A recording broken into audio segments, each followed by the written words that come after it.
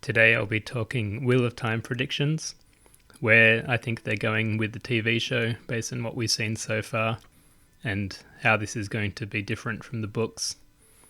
So there's going to be a lot of spoilers in this. I'm going to be talking about a lot of events in the book, including how things end for various characters. So this will very likely ruin the book and the TV series if you haven't already read the books. So I highly recommend, if you haven't read the series yet, don't watch the rest of this video. And I'll be talking mainly about characters, in particular characters who I think may be merged or removed, and how this will affect the storyline, or what this could suggest about storylines from the books that are going to be removed in the TV series.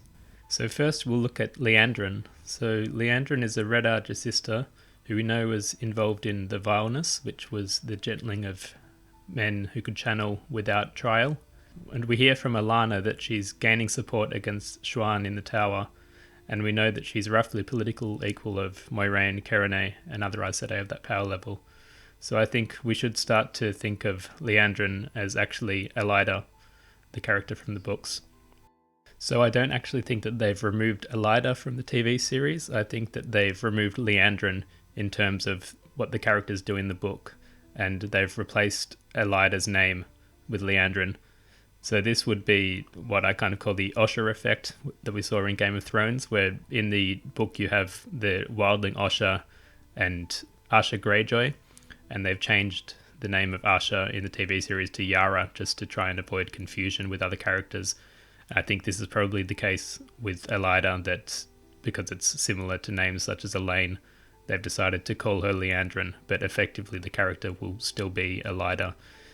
And if you ignore the hair and look at the other physical descriptions of the characters, Liandrin's described as pretty and doll-like, while Elaida is described as handsome and severe-looking.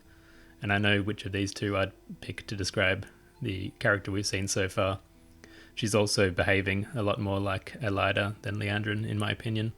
We saw in the scene where she and Moiraine were attempting to shield Logain that she was overdrawing the power, risking burning out, which really isn't something that I'd expect from someone as self-serving as Liandrin in the books, or really any member of the Black Archer. It was much more of an Elaida type behaviour, to be willing to risk everything basically on vengeance. So if we look at the core features of the characters in the books, they're actually quite similar.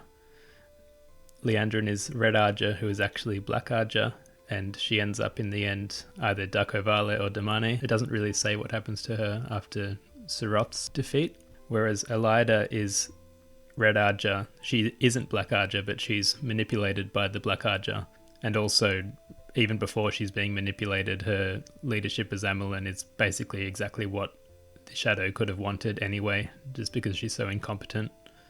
And she ends up as Damane as well after the Shanshan attack. So the main effect of this merger of Liandrin into Elaida would be on the Chasing the Black Archer plot from the book, which honestly I don't think would be a big deal to remove entirely from the TV show. This is a very slow plot line. There's a lot of braid tugging, a lot of monologues. I think it's a major contributor to the slow pace in the middle books, and you're left kind of just reading it for the sake of wanting to get to the next Mat chapter. And I also think for the most part this plot doesn't really do any favours to the characters involved either. I think it would be possible to get them to the places they need to be, and to still have things like the Bowl of the Winds plot without having this whole Chasing the Black Archer thing there. It goes nowhere, like it has no real effect on the plot in the end. They stop the Black Sisters from getting the Mail Adam from Tanchico, but then Semiraj ends up with it anyway. And this group of Black Sisters are kind of always around, but never really impacting any events in a significant way. So I think it would be quite easy to remove them from the show, to trim a lot of the fat from the book story without impacting the main storyline too much. And I think they'd be able to get these characters, Elaine and Nynaeve, more involved in the main plot, and in a way that is of more benefit to their character development as well. So moving on now to some more central characters in The Forsaken. So in the books, these are 13 channelers who served the Dark in the Age of Legends. So there's 8 men and 5 women. We've seen in episode 5, 8 Forsaken presented in the form of statues that Stepan was praying to ward off, and they've shown us 4 men and 4 women. So it's possible that these could just be 8 that are remembered and there are actually still going to be 13. I actually think for some of these type of changes, the show hasn't committed to a decision yet.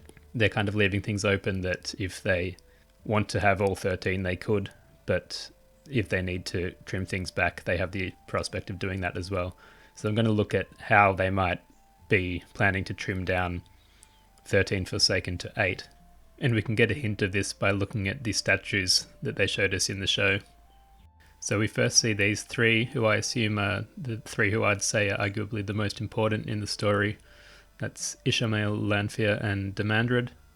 There certainly seems to be confirmation that the one on the left is Ishamael. I don't really know what the weird lion mask is, but the way Stepan is talking about Ishamael while gesturing to that statue seems to confirm that.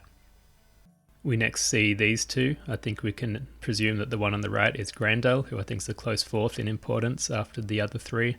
And then this mysterious character at the back I'll come back to. And then we have these last 3. This short bearded one in the back looks exactly like Samael, so I think we can be pretty confident there. And then these last 2 I think will be some combination or merger of Magadian, Masana, and Semiraj. And I think the easiest way for them to do this would be to merge Magadian and Masana into one character. So if we look at their arcs, they're both involved with the Black Arja. They're tied in with Nynaeve, Elaine and Egwene, mainly Magadian with Nynaeve and Masana with Egwene. They're both defeated at some point in Teleran Riod, and Masana's ending is kind of anticlimactic. She's kind of in hiding the whole series, and then she appears and she gets defeated almost immediately and she's out of it again. So I think it would be quite easy, particularly with the prospect of removing the Black Sisters arc with Liandrin and co. It would be quite easy to kind of merge Masana's character into Magadian. So we come back to this mysterious figure at the back, the unidentified male Forsaken. So there are 5 male Forsaken left unaccounted for. That's Agenor, Belphamel, Belal, Asmodean, and Raven. And of these 5, Belal, Raven, and Samael all have fairly similar plot lines in that they each take control of one of the nations, end up being invaded and defeated by Rand with the help of other characters. So I think it would be possible to merge the Raven conflict at least with Samael, provided that the key stuff that happens with Matt in that conflict still remains, since that's important to the late stages of the story. And obviously the attack on the Stone of Tear should still be included since it's so important to the prophecy, but I think in this case it could easily just happen with Ishamael there rather than Belal, and the same is true of the events at the Eye of the World with Agenor, Belthamel and Ishamael all being fought at once. I think it would be kind of clearer to the audience if there's just one main antagonist at each of these stages rather than kind of fighting the Forsaken in succession with Ishamael always reappearing after the other one's defeated. I actually think that Belthamel is more important to the plot in his post-revival form as Arangar or Halima, but they could potentially replace this with one of the other dead Forsaken or with one of the female Forsaken. Asmodean kind of has the most unique storyline of these characters, so maybe we could be seeing Asmodean as the 8th Forsaken, but in that case I would have liked to have seen an instrument on the statuette that Stepan was praying in front of. So I think they've kind of left it open as to who that 8th Forsaken could be. They don't really have any defining features in the statue other than the fact that they're bearded, so presumably male. So we could be seeing Belphamel before the disfigurement that happened from being sealed at the top of the boar, or we could be seeing some kind of blended version of a few of the characters, and maybe filling the role of Asmodean in the books. So it's also possible that they could bring Demandred in earlier to fill some of the roles of these other Forsaken, but I hope that they won't do this. I think that the mystery around Demandred in the books was really cool, that we knew he was around but had no idea what he was doing. And it seems like this is something that they're likely to want to maintain in the show, given the way they're maintaining the mystery around the Dragon Reborn. They could even start showing the Bow the Wild plot a season or two in advance without revealing to the audience who the character is or what actually is happening with that plot. So there's a few other changes I think we can expect that I wanted to just touch on briefly. Firstly, with Pattern Fain. So we've seen him a little bit in episode 5. He's still looking quite jovial, considering what's supposed to have happened to him in Aridhol. And I think maybe he's not been affected by Mashadar yet, and we can expect something big to happen with Fain, Matt, and the dagger, I think in episode 6. We may also see Matt being healed early since he's already in Tarvalon with the dagger right now. And Matt's illness has been very kind of rapid onset. I think he's looking quite sick already for that to be dragged out for another season and a half. So somewhat related to Fain, I think we can also expect to see some changes in the organisation and some character mergers in the Whitecloaks. Eamon Valda in the books is not a questioner, so I expect that we're probably going to be seeing some of these characters such as Jakim Carradine or Asanawa, who are questioners in the books, merged into Eamon Valda's character. Whether he's going to be an actual dark friend like Carradine or just an asshole kind of remains to be seen.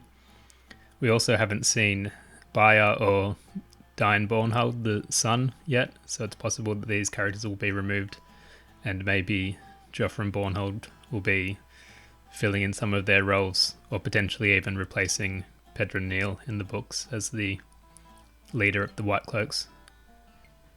We also had a very interesting name drop of Jane Fastrider in episode 5, suggesting that this character may be gender swapped in the TV show, which is a bit weird, but honestly I don't think it really matters. It's not important to that character that he be male. So the line that I think indicated this was this one from Rand. She thought she was Jane herself reincarnated, and this isn't the pronoun you would use if you were talking about Jane as a man. You would say Jane himself. But we get a very interesting response from Loyal where he laughs and says he thinks it's unlikely and starts saying with all the humans, but gets interrupted and never gets to finish what he's saying. So he might be saying here that Jane Fastrider's still alive, or if we put the Jane herself thing down to a grammatical error in the writing or the delivery, what Loyal could be hinting at here is that humans are never reborn as the opposite gender, which is something that we see in the books, but which it seems like they've changed in the show. So this could be a case of changing not a fact about the Wheel of Time world, but just the knowledge of the human characters in the world, which would make all the people who threw a tantrum about the woke conspiracy ruining the Wheel of Time look pretty stupid, or at least stupider than they already looked. On that note, I've seen quite a few comments from people who are scared that they're going to change who the Dragon Reborn is and make it so that Nynaeve is the dragon. I don't know how many Breitbart articles it takes to get a worldview so warped that you think this is a possibility. I think if you think about it for more than 3 seconds, you can see that they would have to completely rewrite 14 books in order to do this, and they're not going to do that for the sake of some kind of conspiracy theory woke agenda.